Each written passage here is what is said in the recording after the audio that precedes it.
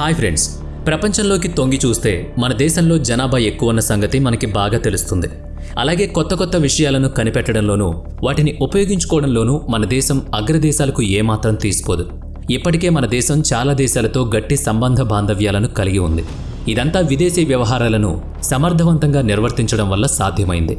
ఆయా దేశాలతో రాజకీయ ఆర్థిక వ్యవహారాలను నిర్వర్తిస్తుంది.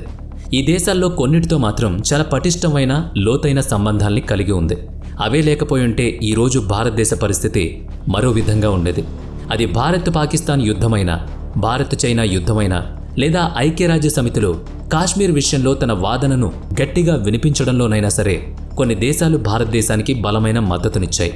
అటువంటి 5 దేశాల గురించి ఈరోజు మనం ఈ వీడియోలో మాట్లాడుకోబోతున్నాం. ఎటువంటి విపత్కర పరిస్థితుల్లోనైనా కూడా ఈ 5 దేశాలు అవసరమైనప్పుడు భారతదేశం వెంట నడుస్తాయనడంలో ఎటువంటి సందేహం లేదు. మరి ఆ దేశాలేంటో, ఆ దేశాలతో ఉన్న సంబంధ బాంధవ్యాలేంటో ఈ వీడియోలో చర్చించబోతున్నాం. అయితే ఇప్పటి వరకు మీరు కనుక మన ఛానల్ని సబ్స్క్రైబ్ చేసుకున్నట్లయితే ఇప్పుడే సబ్స్క్రైబ్ చేసుకోండి. ఇప్పుడు టాపిక్లోకి వస్తే, నేను చెప్పిన 5 దేశాల్లో మొదటిది జపాన్. భారతదేశానికి జపాన్ చాలా ఫ్రెండ్లీ కంట్రీ. ఆ దేశంతో మనకు చాలా మంచి అనుబంధం ఉంది. అది ఎంత మంచి సంబంధం అంటే మనం ఏం చెప్పినా సరే జపాన్ కళ్ళు మూసుకుని ఒప్పుకుంటుంది. అలాగే మనం కూడా. అంతేకాదు, మన దేశంలో పుట్టిన బౌద్ధ ధర్మం యొక్క సంస్కృతి ప్రభావం జపాన్లో చాలా స్పష్టంగా కనిపిస్తుంది. మనల్ని, మన సాంప్రదాయాల్ని ఆ దేశం ఎంత గౌరవిస్తుందో క్లియర్గా దీన్ని బట్టి అర్థమవుతుంది. నిజంగా మన దేశంతో జపాన్ సంస్కృతి సాంప్రదాయాల విషయంలో బలమైన సంబంధాన్ని కలుపుకుని ఉంది. దీంతోపాటు యుద్ధ సంబంధిత మద్దతు విషయంలోనూ ఆ దేశం ఎప్పుడూ మన పక్కనే ఉంటుంది. ముఖ్యంగా భారత్ చైనాకు సంబంధించిన విషయంలో దక్షిణ చైనా సముద్ర ప్రాంతంలో చైనాను నిరోధించడానికి భారతదేశానికి జపాన్ చాలా అవసరం. ఇది మంచి మద్దతు కూడా ఇస్తుంది. ఇది కేవలం ఇప్పటి విషయమే కాదు. స్వాతంత్ర్యం కోసం మన దేశం యుద్ధం చేస్తున్న సమయంలో ఆంగ్లేయులతో పోరాడడానికి ఆజాద్ హింద్ ఫౌజ్ సైన్యాన్ని తయారు చేయడంలోనూ జపాన్ సుభాష్ చంద్రబోస్కి సహాయం చేస్తుంది. అలాగే తమ సైన్యాన్ని కూడా ఇచ్చి మద్దతు తెలిపింది.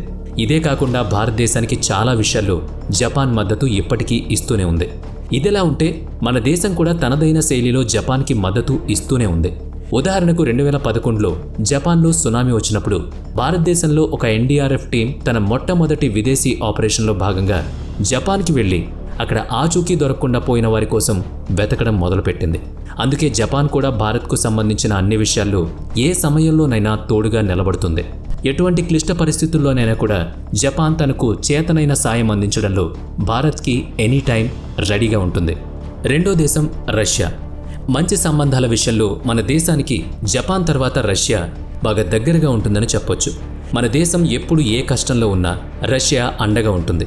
ఉదాహరణకు ఎప్పుడైనా ఏ దేశమైనా తన వీటో పవర్ను ఉపయోగించి భారత్ నుంచి కాశ్మీర్ని విడదీసి పాకిస్తాన్లో కలపాలనుకుంటే ఆ టైంలో ఖచ్చితంగా రష్యా మన దేశానికి మద్దతునిస్తుంది. అలాగే చాలాసార్లు భారత్ నుంచి కాశ్మీర్ను విడదీయకుండా రష్యా కాపాడింది. అదే కాకుండా పాకిస్తాన్ 1971లో భారతదేశం మీద యుద్ధం ప్రకటించినప్పుడు రష్యా ఎన్నో ఆయుధాలను, ట్యాంకర్లను భారతదేశానికి అందించింది. దీనివల్లే మనం పాకిస్తాన్తో జరిగిన యుద్ధంలో సునాయాసంగా గెలిచాం. అలాగే 1965లో జరిగిన భారత్ పాకిస్తాన్ యుద్ధ సమయంలోనూ రష్యా మీడియేటర్గా వ్యవహరించింది. భారత్ పాకిస్తాన్ మధ్య తాష్కెంట్ సంధి కుదిరేలా చేసింది. దీనివల్ల ఇప్పుడు ఈ 2 దేశాల మధ్య యుద్ధం జరగలేదు. దీనికి బదులుగా భారత్ కూడా సోవియట్ రష్యాకి 1979లో జరిగిన రష్యా ఆఫ్ఘనిస్తాన్ యుద్ధ సమయంలో రష్యాకు మద్దతు పలికింది. అందువలన ఎటువంటి గడ్డు పరిస్థితుల్లోనైనా సరే భారత్కు సాయం చేయడంలో రష్యా వెనక్కి తగ్గదు. ఎప్పుడూ తన సపోర్ట్ను అందించడానికి సంసిద్ధంగా ఉంటుంది. మూడో దేశం ఇజ్రాయిల్. ప్రస్తుత సమయంలో ఇజ్రాయిల్ భారత్కి ఒక ఫ్రెండ్లీ కంట్రీ. ఎందుకంటే ఇదివరకు భారత్ ఇజ్రాయిల్కి మధ్య అంతగా మంచి సంబంధాలు ఉండేవి కావు.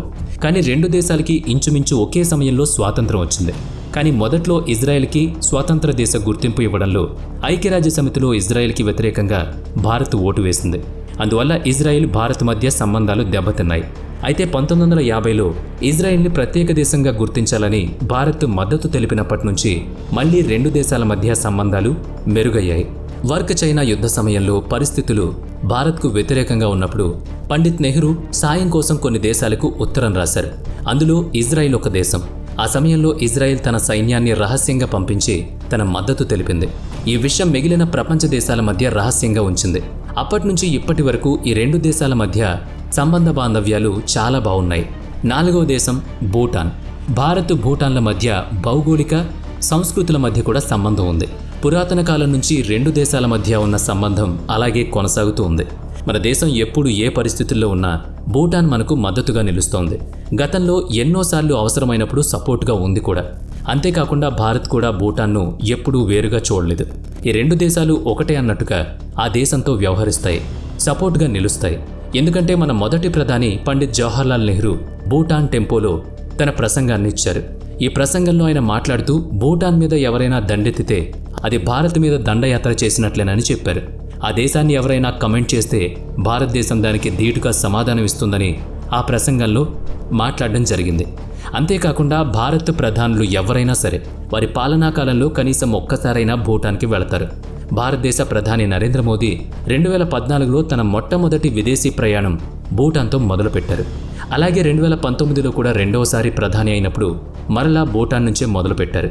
ఇంకొక విషయం మీకు చెప్పాలి. అదేంటంటే 2012లో డోక్లాం క్లిష్ట పరిస్థితులను భారత్ భూటాన్లు కలిసికట్టుగా వెళ్లి చైనాను ఎదిరించారు.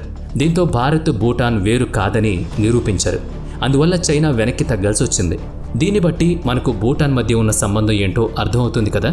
ఇక 5వ దేశం నేపాల్. ఇండియా నేపాల్ల మధ్య ఉండే సంబంధం గురించి వేరేగా చెప్పనక్కర్లేదు. జస్ట్ ఈ రెండు ఒక బ్రదర్స్ లాంటివి. నిజంగా చెప్పాలంటే ఈ రెండు సొంత అన్నదమ్ముల్లా కలిసిమెలిసి ఉంటాయి. భూటాన్ లాగే పురాతన కాలం నుంచి మన దేశానికి నేపాల్కి మధ్య భౌగోళిక, సామాజిక, సాంస్కృతిక సంబంధాలు ఉన్నాయి. ధర్మబద్ధమైన ఈ బంధం ఎన్నో సంవత్సరాల నుంచి కొనసాగుతోంది. నేపాల్ సీతమ్మ తల్లి, గౌతమ బుద్ధుడికి జన్మస్థలం అయినందువల్ల భారతదేశానికి నేపాల్ ఒక తీర్థయాత్ర స్థలం కూడా. నేపాల్కి సంబంధించి గూర్ఖా వాళ్ళు భారతదేశ సైన్యంలో ఉంటారు. దేశ రక్షణకు తమ ప్రాణాలను కూడా అర్పిస్తారు. దీన్ని బట్టి మన ఈ రెండు దేశాల మధ్య ఉన్న సంబంధం అర్థమవుతుంది. ఇప్పుడు నేను చెప్పిన ఈ 5 దేశాలు మన దేశానికి నమ్మకమైన మిత్ర దేశాలు. ఎటువంటి పరిస్థితుల్లోనైనా, ఎలాంటి క్లిష్ట సమయాల్లోనైనా మన దేశానికి ఈ దేశాలు మద్దతునివ్వడానికి సిద్ధంగా ఉంటాయన్నమాట. అంటే మీరు నన్ను ఇక్కడ ఒక ప్రశ్న అడగొచ్చు. ఇంత పెద్ద దేశమైన భారత్కు జస్ట్ ఈ 5 దేశాల మద్దతే ఉందా అని? కాదు. ఈ 5 దేశాలు పక్కాగా మనకు సపోర్ట్గా ఉంటాయన్నమాట. వీటితో పాటు ఇంకా చాలా దేశాలతో మనకు మంచి సంబంధాలు ఉన్నాయి. అవేంటో మీకు తెలిస్తే కామెంట్ చేయండి.